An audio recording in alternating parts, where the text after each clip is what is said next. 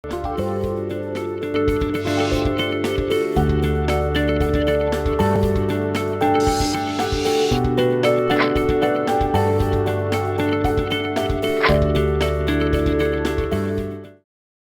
a gente abre, né, tem um iPad, né, o computador, mas na verdade essa revolução começou lá com o livro. Só que assim, acontece uma outra coisa no Renascimento. Quando as sociedades elas se complexizam, elas ficam mais complexas, o que a gente precisa? A gente precisa de grupos que organizem o saber. E a partir, principalmente, no mundo medieval já tinha, mas principalmente na Renascença, que os grandes colégios se desenvolvem, né? As grandes universidades surgem, né? Então, para o quê? Para que sistematizar esse saber, e esse saber agora não era mais só passado de família a família, mas você podia, se você tivesse recurso, ir para a escola, né? Que na verdade sempre teve escola. A palavra escola vem do grego, escolé, né? Que é tempo dedicado, atividades dedicadas ao tempo livre, né? As pessoas que só iam para a escolé porque tinham tempo livre, aí podia estudar. Mas agora não é assim. Por quê? Porque as sociedades ficaram mais complexas e para que nós possamos entrar e agir nessa sociedade, a gente precisa ter uma formação. Senão a gente não consegue postos de trabalho, a gente não consegue dinheiro para pagar nossas contas e a gente principalmente não consegue interagir nesse mundo social, né? Então a gente fica alijado, a gente fica sem um pouco. Eu lembro muito bem lá no Rio de Janeiro, a cidade onde eu moro, que alguns anos atrás a prefeitura pintou todos os ônibus de uma cor só, cinza. E aí, e são assim, né? Quem vai no Rio, os ônibus são cinza com toques de verde, não é isso? Mas teve um problema. Muitas pessoas que elas eram, né, analfabetas ou semi-analfabetas, que pegavam o ônibus pela cor, elas ficaram alijadas um pouco. Eu lembro que às vezes eu ficava no ponto de ônibus, eu me angustiava com aquilo. Então às vezes eu ajudava, às vezes a pessoa pedia, até hoje, né? Mas com o tempo as pessoas começaram a gravar os números, pelo menos, né? Como quem grava uma marca, Coca-Cola. Qualquer pessoa, até que não sabe a ler, sabe que está escrito Coca-Cola ali, né? O desenho, né? Mas isso mostra, esse exemplo um pouco, né, triste, mostra que essas pessoas que elas não têm acesso à leitura, elas estão alijadas do mundo social no qual elas vivem de uma certa maneira. E acontece até hoje. Mas eu vou pular, porque a gente não vai dar tempo de falar de tudo. Então eu só vou falar de mais 3 momentos agora para a gente terminar o nosso encontro. Eu queria mudar lá para o século 17, 18, 19. Nossa, eu vou falar de 3 séculos em poucos minutos, né? O resto é com vocês. Esse período foi fundamental para a história do mundo ocidental. Por quê? Né? Alguém já falou aí. Tivemos algumas revoluções. É o que o escritor americano, escritor inglês, Eric Hobsbawm, vai chamar de a Era das Revoluções, né? Então, por que aconteceu essas eras da Revolução? A gente ainda estava, até esse momento, até o século XVIII, em um paradigma muito parecido com o mundo medieval, embora a gente já tivesse suplantado, né, ele, de alguma forma. Mas, por que parecido? Porque ainda tínhamos uma estrutura de sociedade muito hierárquica. Geralmente tínhamos o rei, tínhamos um clero, tudo bem, com não muita força, mas ainda dominante, né? E tínhamos a burguesia que cada vez mais ganhava sua força ali no seio de todo esse processo. Então, mas, lembra que eu falei da questão da técnica? Não esqueçam a técnica. A técnica e a educação nunca mais se dissociaram a partir do século, principalmente do século XVI, né?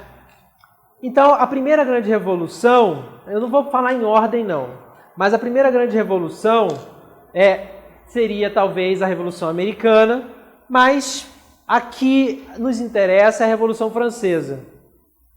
Por quê? Porque a Revolução Francesa é a primeira revolução que ela vai quebrar esse paradigma de mundo. ela justamente vai ser uma revolução popular, feita por aqueles que moravam nos burgos, ou pelos burgueses, que já desde aquela época já estava desenvolvendo o seu pensamento, o seu poder, né? E eles vão atacar o pensamento do mundo que estava vigente. A antiga ordem, o antigo regime, l'ancien régime, como diziam os franceses, né? Eles vão quebrar essa ordem. Como que eles vão quebrar essa ordem? Né? Primeira coisa, vai ser o primeiro país a decepar a cabeça de um rei, que na época era horrível. Eles vão tomar Bastilha, acabar com o rei, vão instituir o regime do terror. 40 mil pessoas vão morrer na guilhotina, né? Inclusive o inventor da guilhotina, Antoine de Guillotine, né? E depois vão instaurar a República Française. O que a República Francesa ela vai nos dar? Ela vai dizer de égalité, fraternité, né? Liberté. São esses três temas. É o tema do homem burguês, do homem, né? É o ápice do pensamento burguês, que já vinha se desenvolvendo desde do século XVI com o protestantismo, depois com o iluminismo, né? E o que isso é importante para a educação? Porque na República, eles inauguram a República, né? Eles não, os americanos, mas tal como os franceses, é muito particular, não nos interessa mais nesse momento. Mas eles inauguram, ou reinauguram a República, porque a República, não se esqueçamos, é uma invenção lá dos romanos. Os romanos já tinham feito a República, mas eles reinauguram a República, os franceses. E depois de todo esse processo que eu falei, de terem matado, né, e tudo mais, o que eles fazem?